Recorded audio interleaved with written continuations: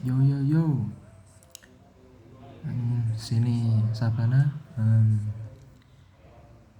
Jadi saya akan membawakan fak bukan fakta sih. Ini masalah yang kita kembali ke 2020, yang masa antara ras orang kulit hitam dan orang putih. Ya kita tahu lah apa masalahnya dari George Floyd. Kalau kalian tahu masalah Black Lives Matter hashtag, um, di sini saya akan membabarkan drama, bukan drama sih, masalah yang dulu pas saat tahun 2020.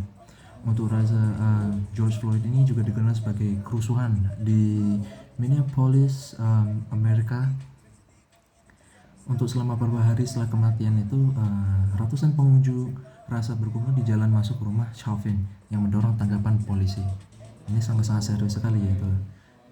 Pada latar belakangnya ini pada 25 Mei tahun 2020 untuk pukul jam 8 PM atau bisa dibilang jam 8 malam dari Minneapolis, dari arah Chicago South, selatan Chicago, Amerika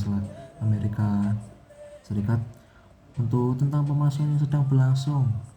Menurut keterangan polisi, George Floyd seorang pria African American yang berusia 46 tahun di dekat deretan mobil dan tampaknya berada di bawah pengaruh narkoba. Seorang juru bicara Departemen Kepolisian ini mengatakan bahwa petugas memerintahkan untuk keluar dari kendaraan, di mana ia secara fisik ini menolak. Sebuah video yang diambil oleh saksi menunjukkan Floyd dikeluarkan dari kendaraan tanpa perlawanan.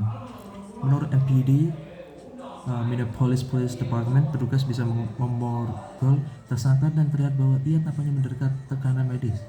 Petugas memanggil ambulan, namun aliran dari Facebook live streaming, kalau kalian pada saat tahu kan ya, kalau kalian main Facebook, kalian udah tahu itu streaming di Facebook itu, orang-orang Amerika itu banyak sekali jejak-jejak digital di situ. Dan di sini Floyd kemudian terdiam dan tidak bisa bergerak. Namun Chauvin tidak mengangkat lututnya dari leher Floyd. Ambulan tiba dan Chauvin tidak mengangkat lututnya hingga layanan medis. Kalau kalian tidak tahu, ini Chauvin ini seorang polisi dari Minneapolis ini, dari MPD. Untuk kronologi hari pertama ini, demonstrasi muncul pada 26 Mei pada saat tengah hari, sehari setelah kematian Floyd. Ratusan orang berbaris ke kantor polisi MPD Distrik 3 untuk menyuarakan kecewaan mereka terhadap polisi Minneapolis. Who would have thought? Pada berubah menjadi sengit ketika kantor polisi distrik ini divalah dengan cat semprot dan mobil-mobil polisi dilempari dengan batu. Itu kerucuhan yang sangat brutal sekali pada saat kematian George Floyd ini nih. Pada saat di hari kedua ini bisa dibilang 27 Mei, termasuk di Chicago Avenue South sekitar pukul jam 6 PM atau bisa dibilang jam 6 malam, untuk polisi menembakkan peluru karet dan bahan kimia iritasi di dekat Hiawatha Avenue dan Lake Street. Sementara para pengunjuk rasa memecahkan jendela di kantor polisi. Ricu sekali ya guys. Namun malam harinya itu video yang pengecekan leher dari George Floyd ini tersebar semua dari Facebook, Twitter, Instagram, dari semua media sosial ini menampilkan AutoZone di East Lake Street ini terbakar. Toko target di dekatnya dijarah besar-besaran oleh kerumunan berjumlah setidaknya 100 orang. Dan yang ketiga ini 28 Mei,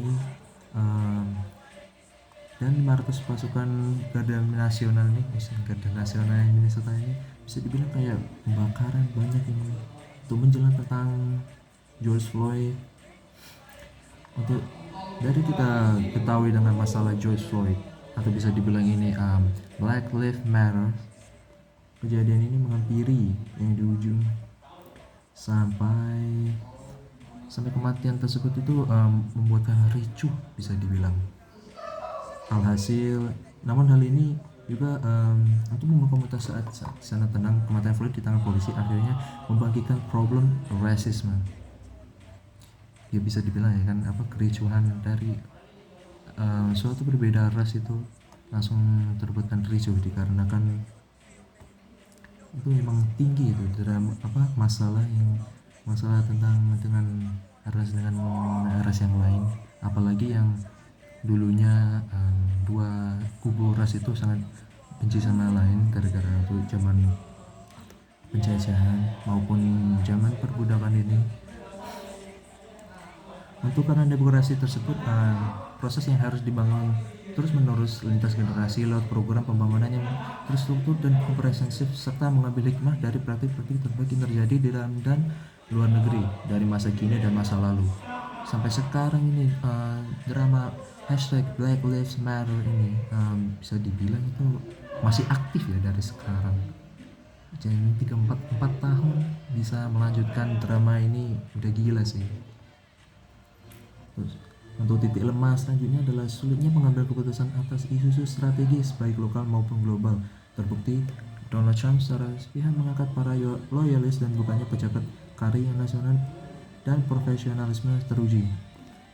Ini pada saat Donald Trump mengambil alih untuk kepresidenan Amerika Serikat, dan di dalam ini Trump memang melihat sangat magang karena wabah COVID yang semoga terjadi. Dengan drama George Floyd ini bisa dibilang kayak memberatkan situasi di Amerika Serikat ini. Kalau kalian mengetahuinya segala hal, untuk bisa dibilang ini masalah untuk George Floyd bisa dibilang ini kayak memperberatkan. Kalau kalian tahu melihat kayak di berita maupun di media sosial streaming, bisa dibilang kalau kalian melihat ini, apalagi kalau saya ini kayak enak untuk melihat di berita luar itu kayak wah ngeri sekali sih. Apalagi untuk lawannya itu kayak lawan perbedaan dengan ras itu sangat tinggi. Dan untuk apa yang terjadi pada kebaktian itu ya, untuk adalah pandemi lainnya, katanya pandemi rasisme dan diskriminasi untuk anggota keluarga Floyd, Pendeta Jesse Jackson, Gubernur Minnesota Tim Walz, Senator Minnesota Amy Klobuchar, dan Wali Kota Minneapolis Jacob Frey termasuk di antara berapa ratus orang wanita di acara gelar yang di pusat kota Minneapolis. Untuk ini acara reaksi terhadap demonstrasi yang terhadap ini itu bisa terbawa tergiur dari bisa dibilang masalah masalah discrimination ke publicity sih, yang bisa dibilang aksi demonstrasi itu bisa untuk Black Lives Matter sebagian besar berjalan damai dan kota-kota seperti Los Angeles dan sehingga melonggarkan pembatasan mereka di tengah harapan bahwa kerusuhan telah berlalu.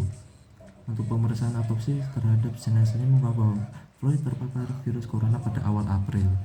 Itu bisa dibilang ini masalah pas dulu George Floyd itu bisa dibilang udah kena COVID ya, melainkan tetapi bisa dibilang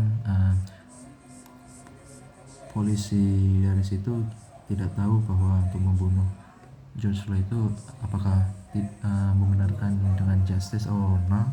Kita juga tidak tahu untuk motifnya polisi tersebut, tetapi bisa dibilang ini George Floyd sosok membuat pada zamannya di Amerika pada tahun 2020 ini bisa membara di Amerika Serikat, termasuk di Minneapolis ini tempatnya. Kita lihat dari berita sini, namun protesnya tak kunjung usai meski oknum polisi yang menyebabkan Floyd meninggal sudah ditahan karena tekanan massa protes ini.